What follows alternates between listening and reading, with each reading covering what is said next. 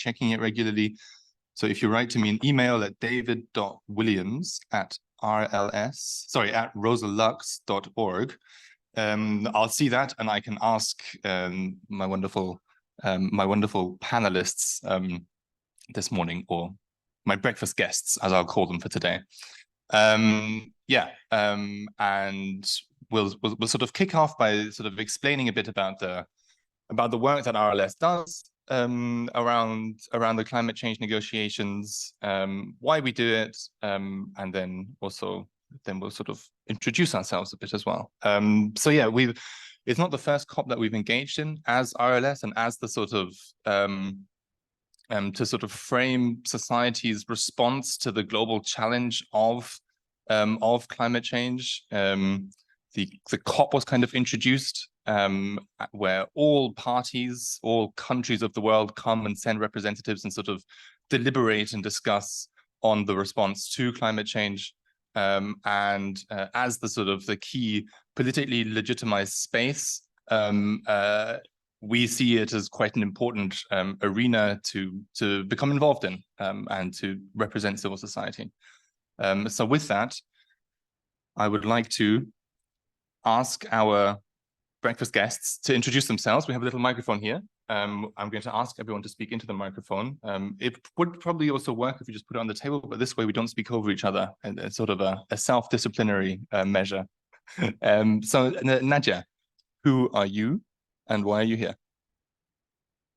Yes, good morning from Dubai. I'm Nadja Charaby, head of the International Politics and North America unit, and also an advisor on climate politics from the Rosa Luxemburg Foundation.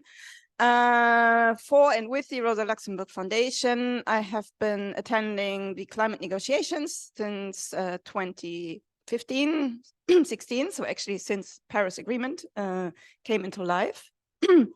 And my role is to organize the participation of our partners that we're having all over the world, to organize the communication between the offices, the colleagues, and then also to somehow try to analyze a little bit what's going on here. This time I'm focusing on the part of mitigation, and we'll explain later what that means. Hi, good morning, everyone. I'm Carla Vazquez. I'm project manager from the Mexico City office, and I work in the climate program. So I'm here. I came here with the delegation from Brazil because the COP30 is going to be held in Belém, Brazil. So we came here to plan the strategy, especially for the civil society groups, and to push forward some important policies for the Global South. And here I'm also with Tetet. Thank you very much, Carla. Hello, everyone. Greetings from Dubai. My name is Tetet Lauron, and I'm an advisor for the Rosa Luxemburg Foundation with the New York City, although I am based in Manila. So this is my 14th COP. I've been following the negotiations for the longest time, and we are now here as part also of the Women and Gender Constituency, where we have been collaborating with other civil society actors, other feminist organizations, trying to influence the negotiations and making interventions when allowed, if allowed, around key issues in the negotiations, like on ambition, on finance, on mitigation. For me specifically, I have been following the negotiations on climate finance, especially the loss and damage negotiations, but more on that later. Over to you, David.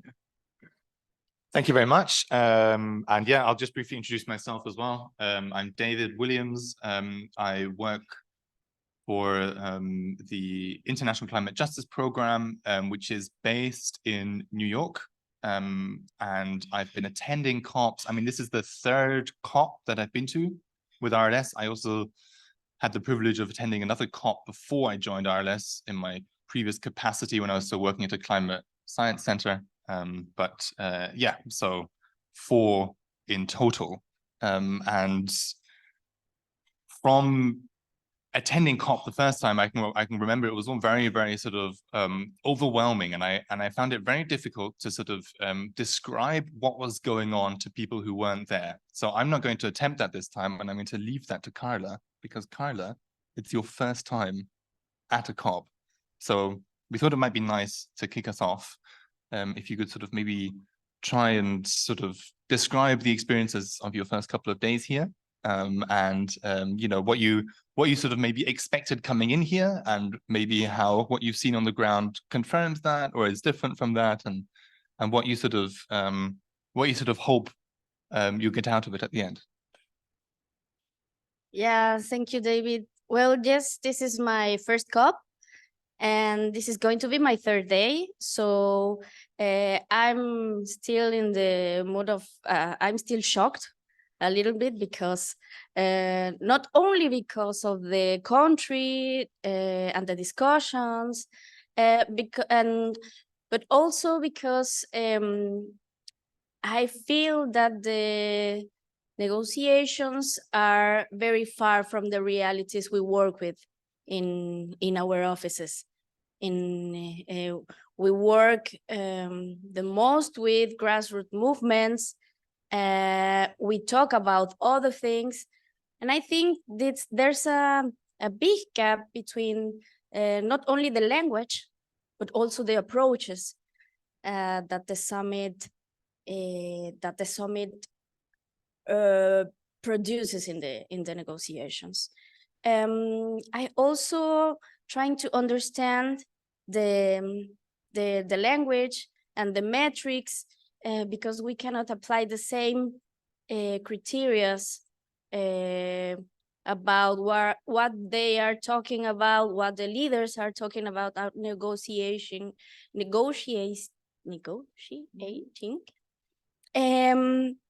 But we see in our daily job different conditions, structural issues.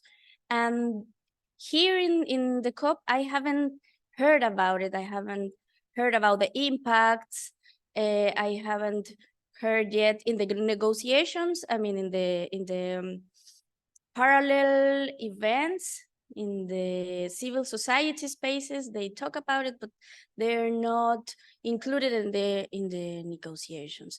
So I think it's important for us to close the gap, to see which are the opportunities. I'm trying to identify it, and what should we do with civil society, with the social movements, to make an approach no just focusing on the climate issues, but in the structural issues.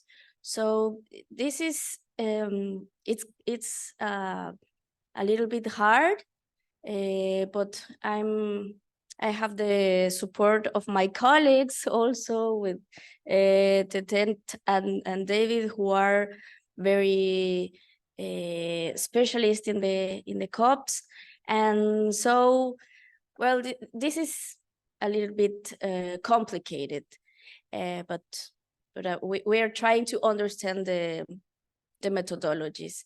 And well, I leave it there. Thank you very much. Yeah, I mean, I think the first experiences at COP are, like, it took me a while to actually realize there were negotiations actually going on, because you enter the whole like the conference centers, that they're always in some sort of absolutely vast conference centers in big cities. And there's just so much going on. And once you've managed to get past all the people who are like presenting themselves, I think that's when I kind of managed to navigate these COPs a bit better, was when I realized that the things that were worth following wouldn't present themselves to me. Like, if I walk through all these halls and stuff and people are always like talking to you and trying to present their work to you, that's actually not necessarily that interesting. It's actually like the negotiations themselves, trying to find out, okay, when to be in which rooms and which sort of texts are being discussed. That's when it gets interesting, because because that's where you you can follow these sort of different geopolitical angles and why country X, Y, and Z is representing this position and why they're being opposed by other countries as well. So thank you very much. Would anyone like to add from how their trajectory in COP has gone until now and what sort of helped them a bit on the way to try and sort of orientate themselves? Well, I think, David, if you allow me, I'd like to add another point. Yeah. And normally what's really important for our approach as Rosa Luxemburg Stiftung is that we do not lose this contact or the connection to the movements, to the grassroots organizations. And that's why we always following what we can maybe say an inside-outside strategy, right? Normally we have colleagues like you, David, Tetet, who are really understanding what's going on in the negotiations and who go inside.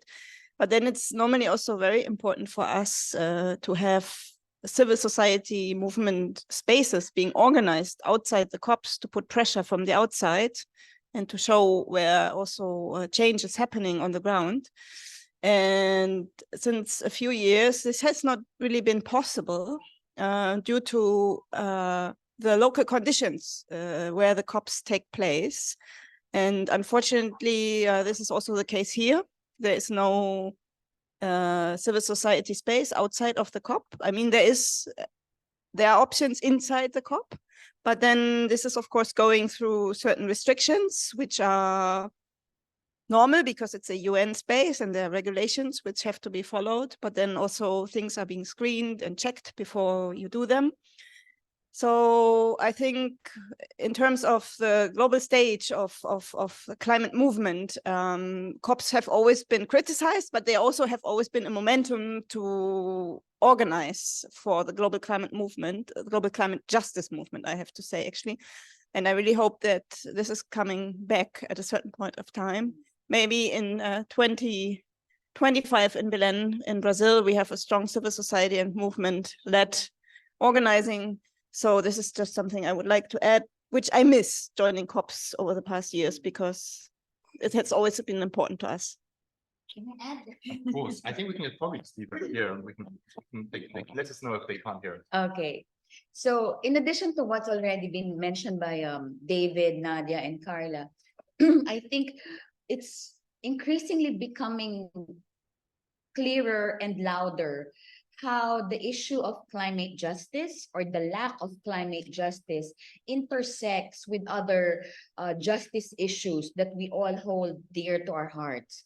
So we hear farmers groups here talk about land rights. We hear indigenous peoples talk about the dangers of resource grabs in the name of climate solutions. So, more and more people are connecting the dots. That's why you might be surprised that, for COPs, there are indigenous people, there are women's feminist organizations, youth organizations.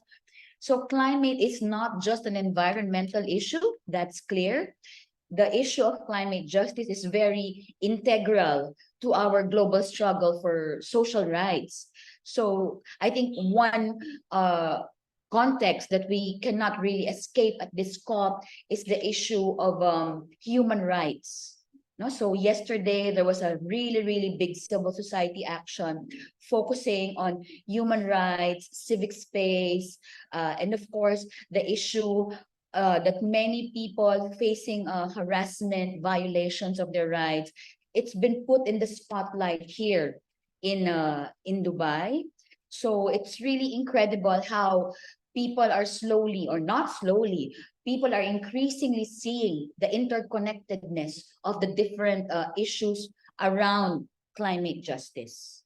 Yeah, thank you very much. I mean, COPs are always, they never happen in a vacuum. They're always reflective of the global political dynamics of that time. And this year, it really is, it really is impacted by the relentless bombing of Gaza. This is a huge it's had a really big impact both on the formal negotiations, but also on the civil society responses. In the first couple of days of COP, the world leaders come in and they hold big speeches on how they're shaping their national response to climate change. And both Abbas and Herzog, the respective representatives of Palestine and Israel, they both cancelled their speeches on very short notice because it was just after the ceasefire ended. According to several reports, there were very heated backroom negotiations, and it really had a big impact on the World Leaders Summit, which is what they call the first couple of days of COP. But it's also, of course, had a huge impact on civil society movements where this issue is really seen as very much connected to the wider underlying demands of the climate justice movement, and is, of course, hugely relevant in terms of human rights and social rights. How do you feel it's shaped this COP?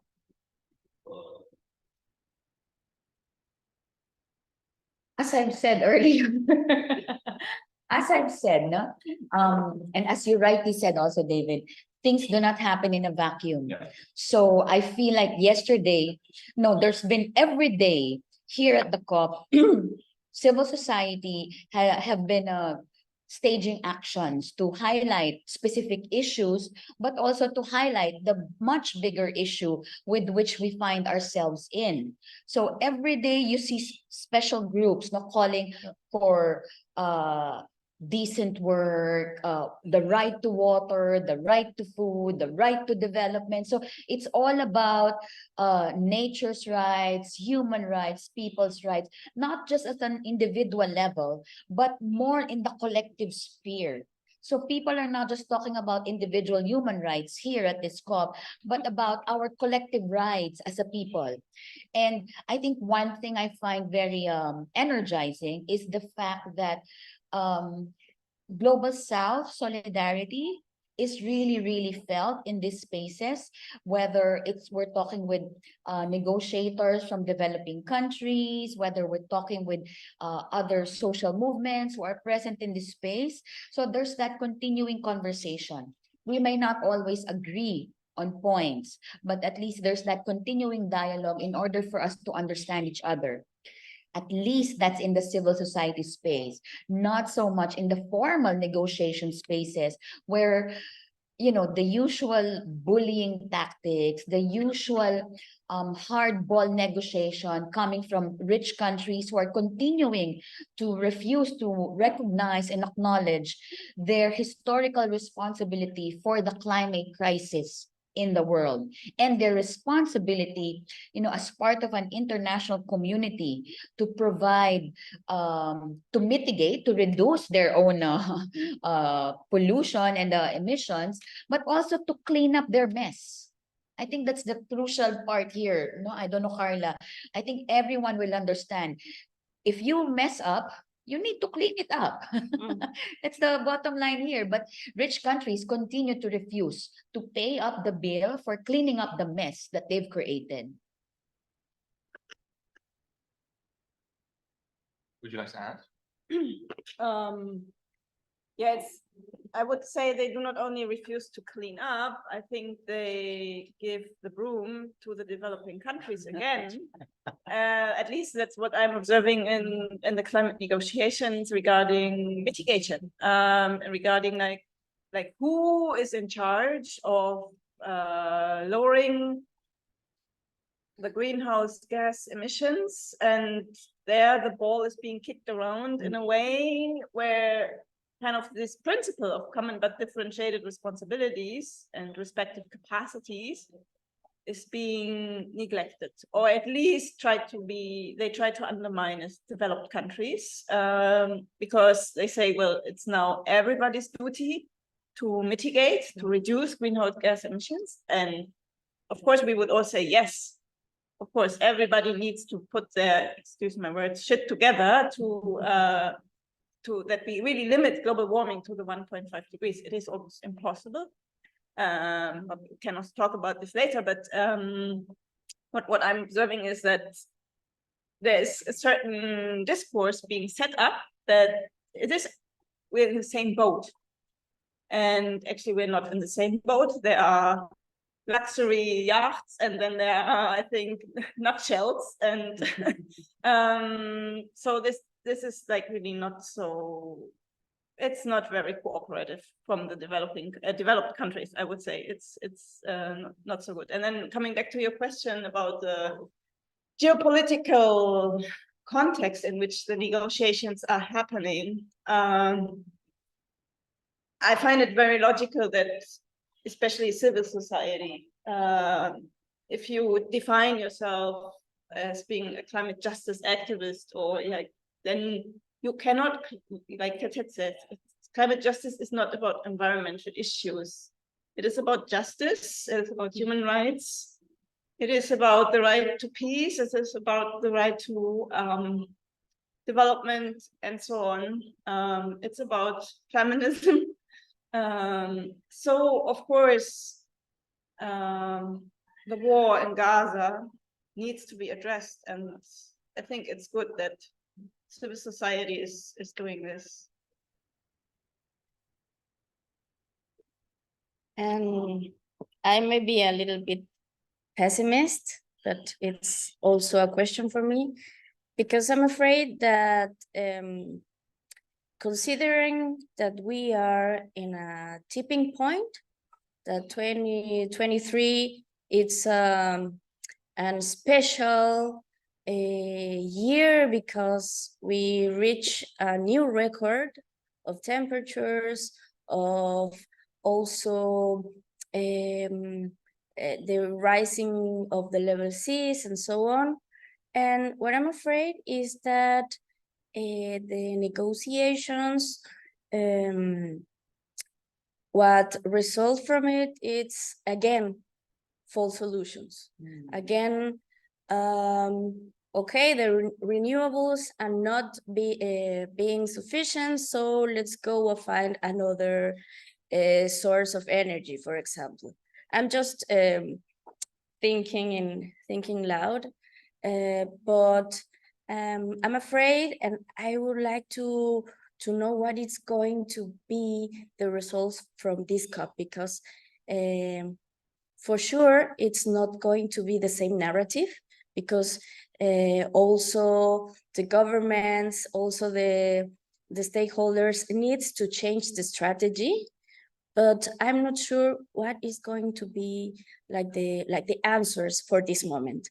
I hope, in the other side, I hope that civil society gets more involved, and I think it's being more visible, the participation and the organization from civil society, and I hope that we can change, we can build another narrative to approach these climate issues, these climate justice demands, and to connect another parts of the, let's say, the answers, the alternatives. It is time to hear the solutions. It is time to consider the alternatives from the locals, from the grassroots, and see that there are some clues, there are some answers that needs to be more visibilized. So I think that from the Rosa Luxemburg Foundation, we have an opportunity to build that, to support that new narratives with civil society, with grassroots movements, and also with the labor class. I'm very happy to see the unions, the trade unions here. We need to also make a closer alliance, and to see which other approaches we can build for these discussions.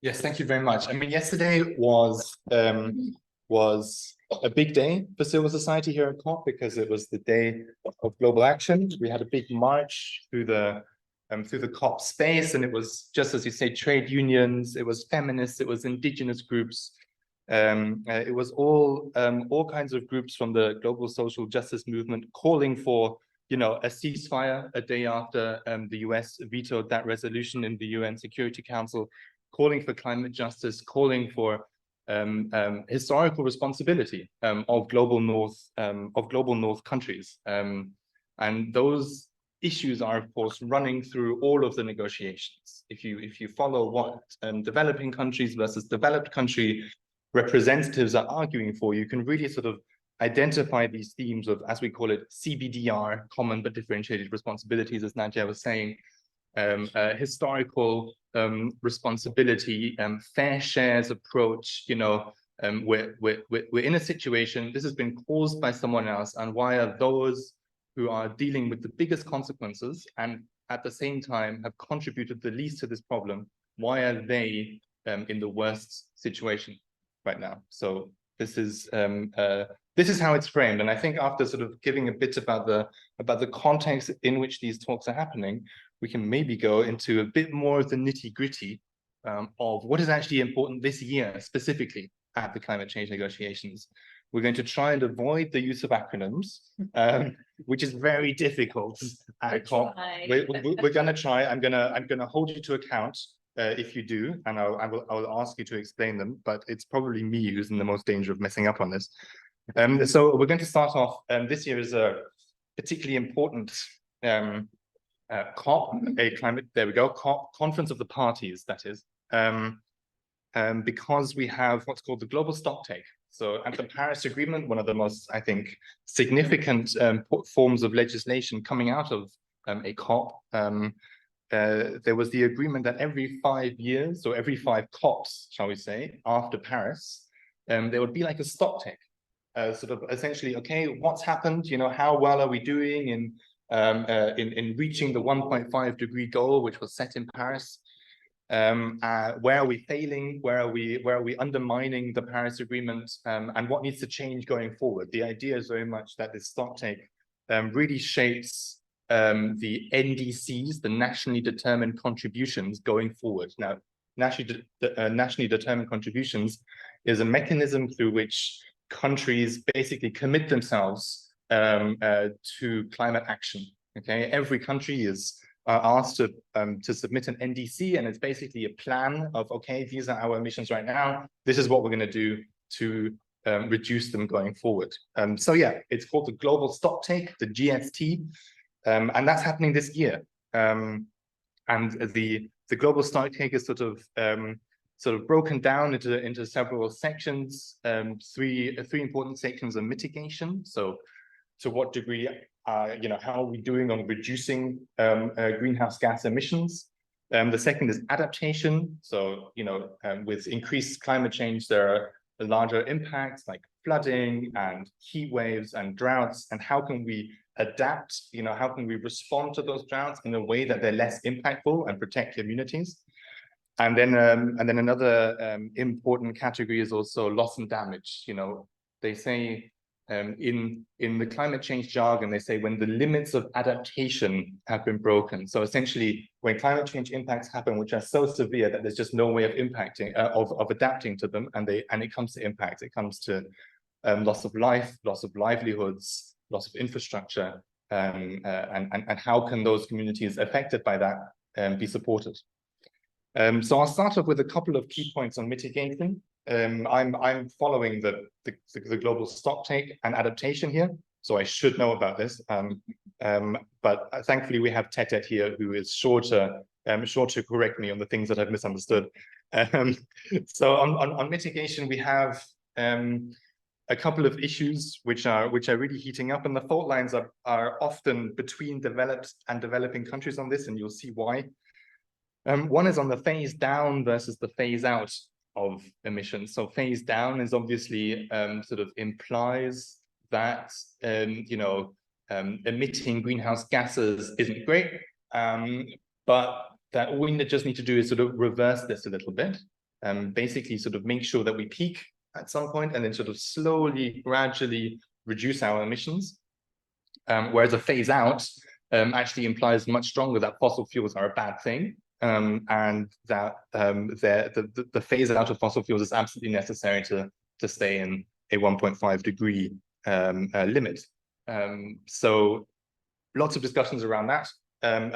Also relating to that is whether you refer to fossil fuels or fossil fuel emissions. So do we want to reduce fossil fuels, the burning of gas, of oil, of coal, or do we want to reduce fossil fuel emissions, which leaves the door open to absorbing CO2 from the atmosphere? It leaves the door open to carbon capture and storage. It leaves the door open to geoengineering. It's very much all sort of centered around this this term, which is playing a very big role this year, which is abatement, which essentially means absorbing CO2 from the atmosphere, but it's very unclear as to how this is actually defined. The EU negotiator also said yesterday they're okay with the term abatement coming in, but they're very concerned about it leading to a reduced urgency around CO2 emissions reductions. So essentially saying we need to be really careful, because as soon as we include this kind of language, that's going to lead to a more relaxed approach, saying, oh, it's okay, we can keep on emitting greenhouse gases, but then at the same time, these technologies are completely untested. They're not available at the scale that we need them at, and they also bring with them issues of pollution, of governance issues. It's a huge safety challenge. So these are a couple of the core discussions going on mitigation. One final one, which I think is also important to mention, is the issue of Article 2.1c, which actually relates a bit more to climate finance, and Tetet will get onto that later. But Article 2.1c is essentially a provision within the Paris Agreement, which states making finance flows consistent with the pathway towards low greenhouse gas emissions and climate resilient development. And it's essentially something with which developed countries can then say, okay, you can only receive a certain amount of funding if you adhere to low emissions pathways, and therefore sort of hold developing countries around ransom and sort of determine policies of developing countries. This is certainly how many from civil society see it. So it's again, this is something sort of being used by developed country negotiators to influence the discussions. And then on adaptation, very briefly, because I know I've been talking for a bit, but on adaptation, very briefly, it's an issue of finance, essentially. Who's going to pay for the adaptation costs which are necessary? In Glasgow a few years ago, it was agreed that the adaptation funding would double from 20 billion to 40 billion a year. However, this is, of course, still wholly insignificant. According to a UNEP gap report, adaptation gap report, the actual figures needed is around 580 billion. If you then have a look at what's being debated here, it's a drop in the ocean, and that's why most of the negotiations are around, okay, do we stick to this doubling of adaptation finance, or do we increase ambition? Do we, how do we make reference in legislation that actually this is still wholly insignificant? And then we come to loss and damage, where I think Tetet would be the best person to talk about that one. Not me. I was listening intently to David, and learning also about the different, because just so many agenda items that are being negotiated at the same time that one does not have the capacity to follow and understand everything that's going on. So anyway, this COP opened on a positive note, because for the first time at the opening session itself, there was already a decision to operationalize the loss and damage fund that was agreed on last year at COP27 in Egypt. So while that may be good, the story doesn't end there, because the challenge now is making sure that there is real money on the table on that fund, in that fund. But so far, we have seen very little pledges, and we know that all of these big political statements, it's one thing, but if they will actually translate to commitments of money flowing, that's another thing. So there's an estimate that loss and damage would amount to around $400 billion each year, and that's the money needed to make that loss and damage fund effective. But so far, pledges here have been very few and very far in between. For instance, Germany pledged 100 million.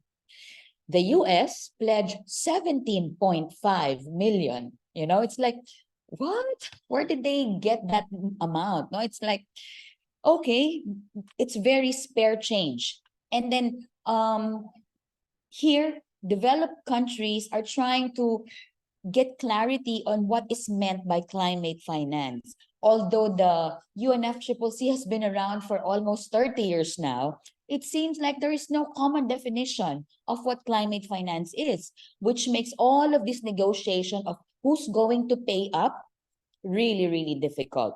But the standard definition so far is that this is a commitment, an obligation of rich countries to provide resources to developing countries in recognition of their historical responsibility for polluting and extracting.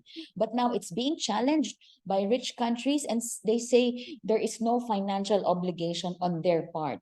So they want to put money as an act of charity, as an act of humanitarian, as an act of solidarity. So that's what developing countries have been challenging. Now that it is not charity, it is not something that you give out of the goodness of your heart, but a legal obligation when these countries signed on to the UN Convention on Climate Change and the Paris Agreement. So it's really, really very sticky. And I think that's one point that would be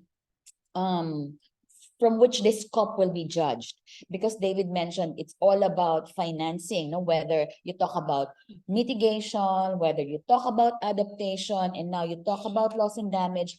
It's about who will pay up, how much money will actually make a difference in people's lives. How do you now claim your right to imagine a future when there is no money that would support that? How do you now claim your right to health, to food, education, those fundamental rights that developing countries and communities need in order for them to survive this climate crisis? So, inshallah, we will see how effective developing countries will hold up to all of the hard-handed tactics of rich countries here, and how civil society and social movements can really push for more responsibility and more finance. Thank you very much, Tetet. And also, we've been talking about sort of this issue of mitigation, and how historical responsibility is becoming an increasing issue. How global North countries are increasingly sort of deleting all references to historical responsibility, and thereby sort of distancing themselves from any obligations they would have. Nadja, could you maybe tell us a bit as well about what's been going on mitigation and transition, if I understand correctly? Maybe tell a bit about how these different discussions that have been happening in other places have been going on in your work programs. Well, following is a little bit funny because I only arrived here for the second week of the negotiations, and so there was only one session regarding this so-called mitigation work program. I'll come back to that later. And just transition, I'm not really following, so I don't know. There's a misunderstanding, but I can talk about just transition. And of course, all of that, we cannot see it separated. You mentioned the global stocktake, and the mitigation work program, this is actually a work program that was decided on last year in Sharm el-Sheikh and at COP27, is meant to complement the global stocktake. So they have to organize at least 2 global dialogues every year to see what are the opportunities, what are kind of the burdens regarding to mitigation, right? And what is interesting is that this is also having a very a focus on investments. So the idea is how to create opportunities for investment into, for example, renewable energies, sustainable transport, other mitigation technologies, and so on. And I think, as you can imagine, already under this is exactly this: who owns technology, who is able to sell technology. It's about money, because especially poor countries, they need funding opportunities. It's a question of participation, because, and then we come to the issue of just transition. Many people will lose their jobs in the fossil industry and coal mining and so on. So kind of by nature, they would be opposed to this development. So the question is how to take them along, or maybe if you are a little bit more participatory, even let them decide how to change, how to transform the economy. But also how to make it just, like who has access to energy. There's a lot of energy poverty. In many countries, especially in the sub-Saharan regions, people don't have access to energy at all. And then you tell them, well, you're not allowed to use this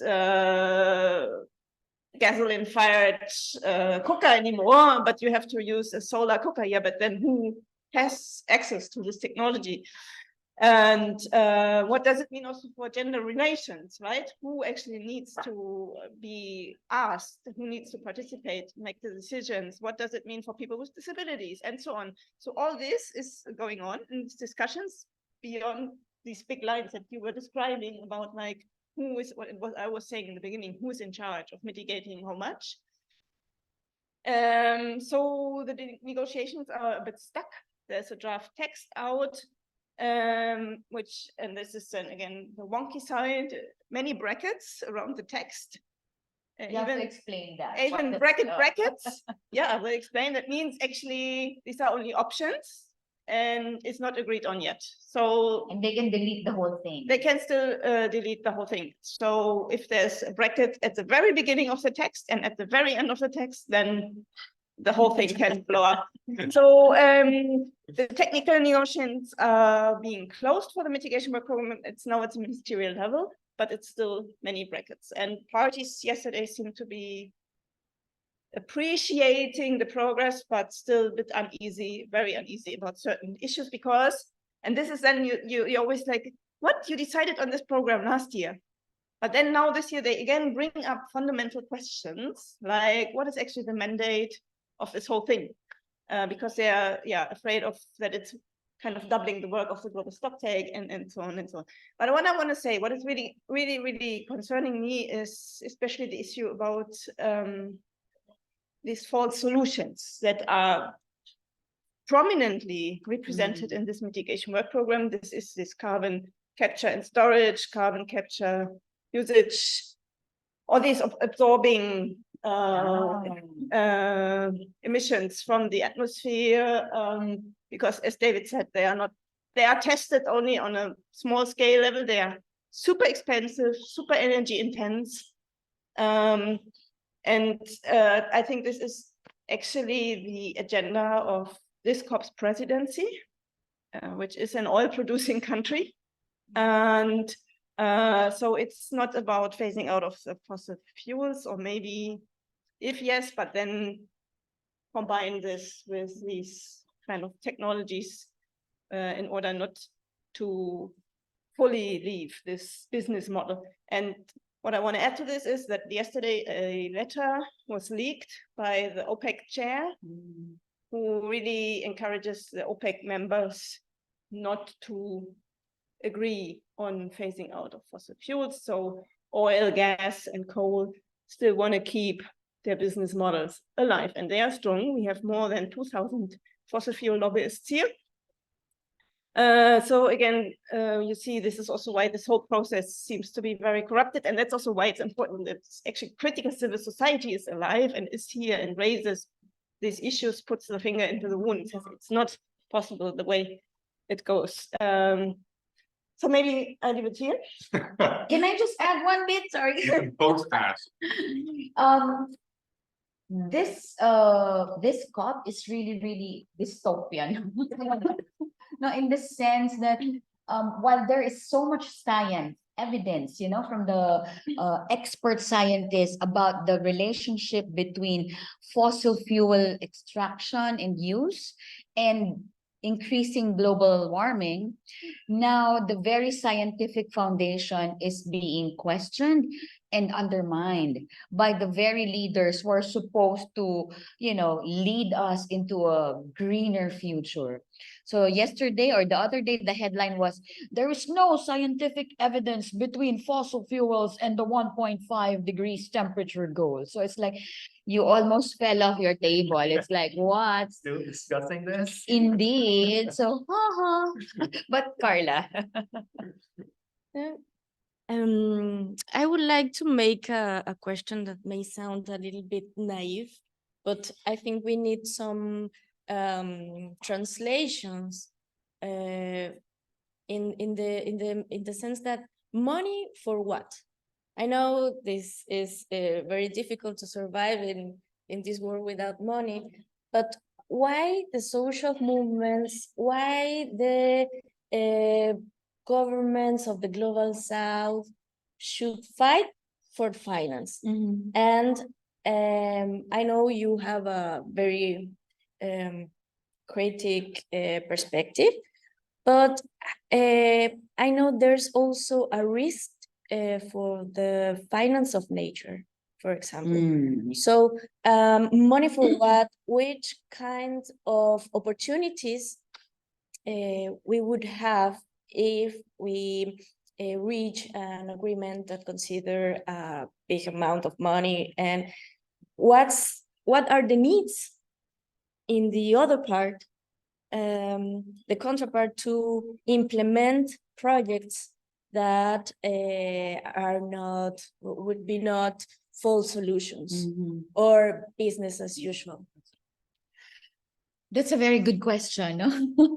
Actually, developing countries are pushing for rich countries to pay up because with the increasing impacts of climate change, developing countries are finding it harder and harder to find the resources, both for climate action, you know, responding to needs of their people when disaster strikes, etc., to rebuild, but also those provision of fundamental social goods, social services.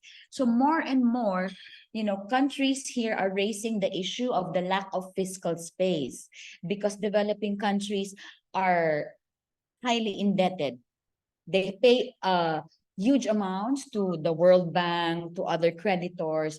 So countries are saying you need to cancel the debt in order to free up those resources so that we could attend to our people's rights, you know, provide them with food, housing, shelter, education, fundamental social rights. So that's the key thing here. But we see more and more the refusal, and a false solution that's being talked about here is debt for climate swaps. You know, like you exchange X amount of a country's debt if they will protect the environment, you know, not cut down trees, etc., etc. So that is like a false solution because number one, it only covers a very small part of the country's debt problem. And this attempts at conserving, you know, nature conservation, it's not really to conserve nature, but to plant trees and whatever that eventually will be extracted by corporations wanting to have the green label. Now, so that they are assured of a steady source of natural resources with the green label. So that's why we say it's a false solution. Yeah, Carla, but I agree. Of course, we have to ask the question: finance for what? And I mean, this is also the problem, I think, with for example, loss and damage fund. Like, if big disasters happen, or if like country needs to, I don't know, is sinking, and then they need to relocate their whole population or anything, like, who really owns the money or gets access to the money? Is it the communities, or is it then maybe a national government that also has lack of transparency, lack of democratic governance and so on? But we need to be careful also with this, because this is also often played out again, all this by the global north, saying all the countries in the global south, they have governance issues, they are not democratic. And so this is also a little bit slightly racist discourse. So it's tricky. But then again, what is really, really a problem is this financialization of nature. And these solutions that have been already under the Kyoto Protocol, or the predecessors of the COP that have been introduced, these RED Plus programs, for example, that nobody can say one tree is equals, I don't know how much CO2, and this is why this tree is worth $100. And then when you emit 1 ton, this is crazy. And at the end, what is really, from a climate justice perspective, what is first, it's not proven that it's working this way, and secondly, from a climate justice perspective, it's also these projects have been violating human rights constantly, especially indigenous rights. And there are communities who live with the forests and who have been using the forests in their own way. And then suddenly these communities are not allowed to do this anymore. They are being paid money to be relocated, and then these cowboys come in and make a lot of money with this business model. So this is, again, this is capitalism. And this, for me, again, always a problem, and an elephant in the room, that actually what is behind all that is this capitalist development model or economic model. And this is not being questioned here at all. All this craziness for economic growth and so on. And I think this is also our role to always highlight that this question needs to be asked at the very end. Yes, and to highlight the obvious, human rights abuses which go hand in hand with those kind of market-based solutions. Yeah, I think it's like in the negotiations themselves, like there's always a lot of attempts to differentiate between market-based finance and sort of grant-based finance. So market-based being sort of things that encourage a further privatization and neoliberalization of developing countries, and actually, in the long term, making them more exposed and vulnerable to climate change impacts. And it's a huge topic. I mean, this issue of global debt in the global south, and those countries are now sort of being asked to borrow money on international markets at extortionate rates, further, exasperating the debt crisis combined with the climate crisis. It's a real problem, something that actually the government of Barbados has been very, very vocal on with the Bridgetown initiative, which we can talk about at a different stage maybe. But we only have 5 more minutes. And Nadja was just talking about the issue of hosting COP in a petrostate, and we're all looking forward to Brazil, hoping that things are going to be also a petrostate. Damn. Anyway, but a much but certainly a petrostate, and dubious record in democratic rights is Azerbaijan, which by all accounts is where next year's COP will be held. So my question is to Carla: would you like to, I know you've only been here for 2 days, but with those first impressions, would you like to return? Would you like to, be involved again in next year's COP, or after hearing us now for a while and sort of complaining a lot about the things that happen here, would you prefer to take a backward step and focus on other areas of the climate justice fight? I think today, yes, it is important. It's important to be here, to understand, to translate also what is happening in these negotiations, to maybe to give some argues about what it is important to be here, even when we are not okay with the conditions and with the dynamics and so on, but why it is important to understand what's happening here. And also, and I think this is going to happen in Belén, we need to make more visible the other negotiations, the ones that happens in the grassroots, the alternatives that are being implemented by communities, by adding other topics. I think it's also important for this COP that the food sovereignty it's being part of the discussions. Also the